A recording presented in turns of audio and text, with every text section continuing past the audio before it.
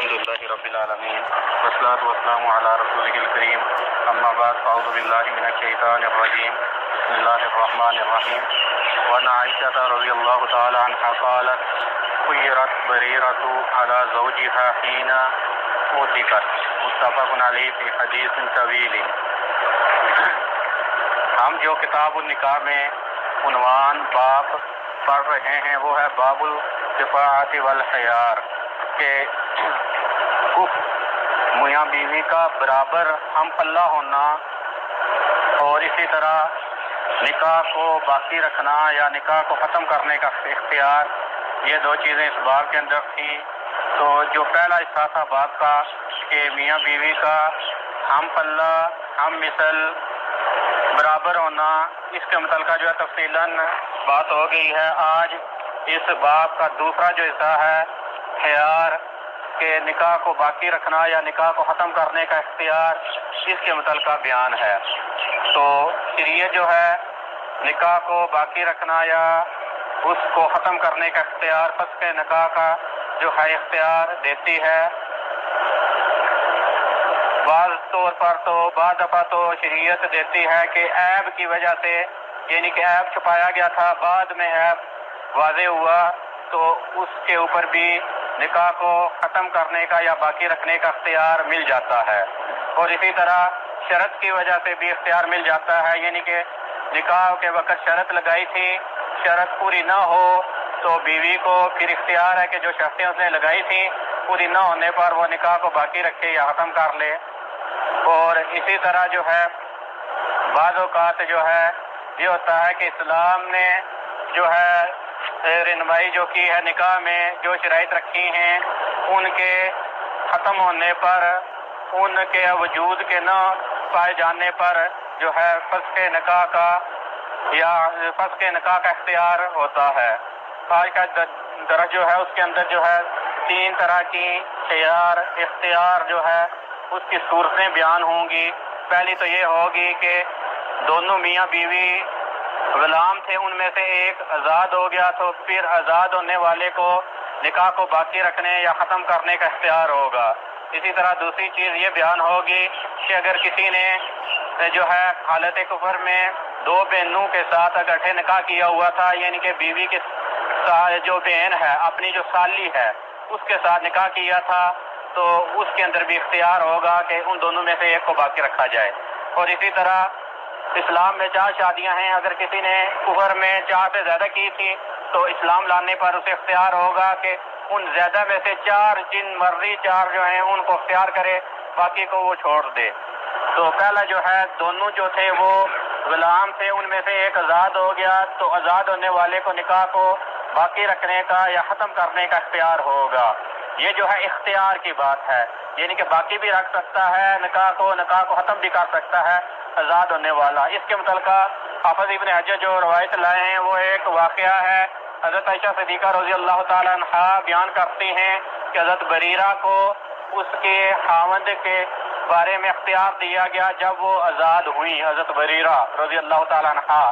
یہ روایت جو ہے تفصیلاً لمبی روایت ہے بخاری اور مسلم میں۔ حافظ ابن حجر کہتے ہیں کہ مسلم کے اندر الفاظ یہ ہیں کہ ان کا جو خاوند تھا بریرہ کا، جن کا نام مغیث تھا، وہ غلام تھا، اور ایک روایت کے اندر ہے وہ آزاد تھا، یعنی کہ مختلف روایات ہیں، لیکن حافظ ابن حجر کہتے ہیں والاول اثبت، پہلی جو روایت ہے جس کے اندر یہ ہے کہ وہ غلام تھا وہ اثبت ہے، وہ زیادہ صحیح ہے، وہ جو ہے پائیدار ہے روایت۔ اور اسی طرح حضرت عبداللہ بن عباس رضی اللہ تعالیٰ عنہما سے بخاری کے اندر ہے کہ وہ غلام تھا حضرت بریرہ کا خاوند مغیث۔ تو حضرت بریرہ رضی اللہ تعالیٰ عنہ جو تھی وہ انصاریوں میں سے کسی کے پاس لونڈی تھی، تو انہوں نے مکاتبت کی ہوئی تھی کہ میں اتنے پیسے دوں گی تو جب پیسے دے لوں گی تو آزادی مل جائے گی مجھے۔ تو حضرت عائشہ صدیقہ رضی اللہ تعالیٰ عنہ کو پتہ چلا تو حضرت عائشہ صدیقہ رضی اللہ تعالیٰ عنہ نے حضرت بریرہ کو کہا کہ جتنی تو نے مکاتبت کی ہے پیسوں کی میں دیتی ہوں، تو آزاد ہو جا، لیکن ولا جو ہے مجھے ملے گا، کیونکہ نبی صلی اللہ علیہ وسلم کی روایت ہے انما الولاء لمن اعتق، ولا اس کو ملتا ہے جو آزاد کرتا ہے۔ تو ولا کے بارے میں تفصیلاً پیچھے جو ہے کتاب المیراث کے اندر یہ بات گزر گئی ہے۔ تو ان انصاریوں نے یہ بات ماننے سے انکار کر دیا ولا کے بارے میں، تو حضرت عائشہ صدیقہ رضی اللہ تعالیٰ عنہا نے حضرت نبی صلی اللہ علیہ وسلم کو بتایا، تو نبی صلی اللہ علیہ وسلم نے ممبر پر چڑھ کر یہ کہا کہ یہ لوگوں کو کیا ہو گیا ہے، جو اللہ اختیار جو دیتا ہے ولا کو کیوں جو ہے وہ روکتے ہیں، ایسی شرطیں لگاتے ہیں جو اللہ نے شرائط نہیں لگائیں۔ تو ولا جو ہے آزاد کرنے والی حضرت عائشہ ہیں رضی اللہ تعالیٰ عنہا، تو ان کو ملے گا ولا کا اختیار۔ تو پھر ولا کا جو ہے حق حضرت عائشہ صدیقہ رضی اللہ تعالیٰ عنہا کو ملا۔ تو یہ جو تھی بریرہ ان کا خامد مغیث تھا، تو جب یہ آزاد ہو گئی تو ان کا اختیار مل گیا کہ یہ حضرت مغیث جو ہیں ان کے ساتھ باقی زندگی گزاریں یا اپنا نکاح ختم کر لیں۔ تو انہوں نے کہا کہ حضرت بریرہ نے کہ میں اب مغیث کے ساتھ نہیں رہنا چاہتی۔ اللہ کے نبی صلی اللہ علیہ وسلم نے بھی سفارش کی، حضرت مغیث کی حالت کو دیکھا، حضرت مغیث بہت زیادہ محبت کرتے تھے بریرہ کے ساتھ، تو مدینے کی گلیوں میں جو ہے یہ اس طرح دیوان میں پھرا کرتے تھے حضرت مغیث بریرہ کے متعلقہ۔ تو اللہ کے نبی صلی اللہ علیہ وسلم نے جب ان کی یہ حالت دیکھی تو سفارش کی حضرت بریرہ کو کہ تو مغیث کے ساتھ جو ہے نکاح کا جو اختیار تجھے ملا ہے تو اس کو باقی رکھ، ختم نہ کر یہ زوجیت کا رشتہ۔ تو حضرت بریرہ نے یہ سوال کیا رضی اللہ تعالیٰ عنہ کہ اے نبی صلی اللہ علیہ وسلم، آپ مجھے یہ بتائیں کہ تامرونی، آپ مجھے حکم دیتے ہیں یا سفارش کرتے ہیں؟ تو اللہ کے نبی صلی اللہ علیہ وسلم نے کہا انما انا اشفع، میں سفارش کرتا ہوں، حکم کوئی نہیں ہے میرا۔ تو تب حضرت بریرہ نے کہا کہ پھر جو ہے مجھے اس مغیث کی کوئی ضرورت نہیں، میں جو ہے اس کے ساتھ باقی زندگی نہیں گزارنا چاہتی۔ تو یہ نہیں کہ اللہ کے نبی صلی اللہ علیہ وسلم کے سفارش کے اوپر بھی انہوں نے کہا جی کہ میں حضرت مغیث کے ساتھ نہیں رہنا چاہتی، بس میں آزاد ہو چکی ہوں۔ تو آزاد ہو گئی تھی، انہیں اختیار تھا رہیں یا نہ رہیں۔ اسی طرح اگر مرد ہے وہ آزاد ہو جائے، عورت لونڈی ہے ابھی آزاد نہیں ہوئی، تو پھر اسے بھی اختیار ہوگا کہ وہ اس کو باقی رکھے یا ختم کر دے نکاح کو۔ اسی طرح اگر دو بہنوں کے ساتھ نکاح کیا تھا تو اسلام لانے پر ان میں سے ایک کو چھوڑنا پڑے گا۔ حضرت ضحاک بن فیروز الدیلمی اپنے باپ فیروز دیلمی رضی اللہ تعالیٰ عنہ سے بیان کرتے ہیں۔ یہ فیروز دیلمی وہ صحابی رسول ہیں جنہوں نے نبی صلی اللہ علیہ وسلم کی آخری زندگی میں نبوت کا جو دعویٰ کرنے والا اسود انسی جو تھا اس کو قتل کیا تھا انہوں نے، فیروز دیلمی نے رضی اللہ تعالیٰ عنہ۔ یعنی کہ یہ بہت بڑا ان کا مارکا اسلام میں ختم نبوت کے لیے بہت بڑا، یعنی کہ مارکا جو لڑا ہے یہ فیروز دیلمی رضی اللہ تعالیٰ عنہ نے لڑا ہے۔ اس بدبخت کو جو جھوٹا نبوت کا داعی تھا اسود انسی، اس کو جو ہے قتل کیا حضرت فیروز دیلمی نے رضی اللہ تعالیٰ عنہ۔ یہ بیان کرتے ہیں میں نے کہا کہ یا رسول اللہ، اللہ کے رسول، میں اسلام لا چکا ہوں۔ یعنی کہ فیروز دیلمی نے جب اسلام قبول کیا تب کہا کہ میں اسلام لا چکا ہوں اور میرے نکاح میں دو بہنیں ہیں، یعنی کہ میری بیوی بھی ہے اور بیوی کی بہن بھی ہے۔ تو اسلام میں تین رشتے جو ہیں ان کو جمع کرنا منع ہے۔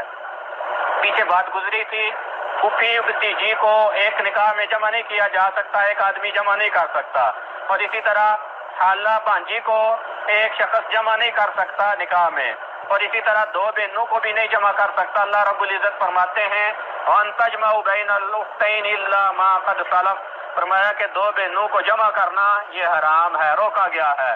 تو ان کے نکاح میں دو بہنیں تھیں، تو رسول اللہ صلی اللہ علیہ وسلم نے ان کو کہا کہ طلق ایتہما شئت، جس کو تو چاہتا ہے طلاق دے دے، یعنی کہ دونوں میں سے جس مرضی کو طلاق دے، جس کو طلاق دے گا اس کے ساتھ نکاح کا معاملہ ختم، دوسری جو بیوی ہوگی اس کے ساتھ باقی تو زندگی گزارے گا۔ یہ روایت جو ہے مسند احمد میں ہے، سوائے نسائی کے سنن اربعہ یعنی کہ سنن ابی داؤد، ترمذی، ابن ماجہ کے اندر ہے۔ امام ابن حبان نے اس کو صحیح قرار دیا ہے، امام دارقطنی نے، امام بہقی نے بھی اس کو صحیح قرار دیا ہے، لیکن امام بخاری علیہ رحمہ کہتے ہیں کہ اس روایت کے اندر علت ہے سند کے اندر، لیکن یہ جو ہے روایت شواہد و طرق کے ملنے کے باعث حسن درجے کی روایت ہے، قابل حجت روایت ہے۔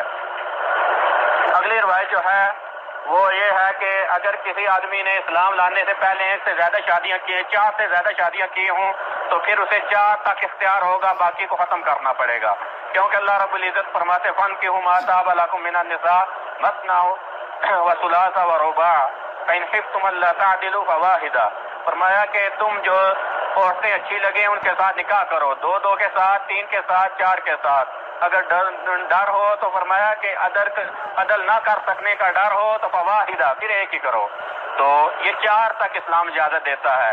سالم اپنے باپ حضرت عبداللہ بن عمر بن خطاب، یہ سالم جو ہے حضرت عمر بن خطاب رضی اللہ تعالیٰ عنہ کے پوتے ہیں. یہ اپنے باپ حضرت عبداللہ بن عمر رضی اللہ تعالیٰ عنہما سے بیان کرتے ہیں، کہتے ہیں کہ غیلان بن سلامہ یہ جو ہیں صحابی رسول، انہوں نے اسلام قبول کیا تو ان کی 10 بیویاں تھیں.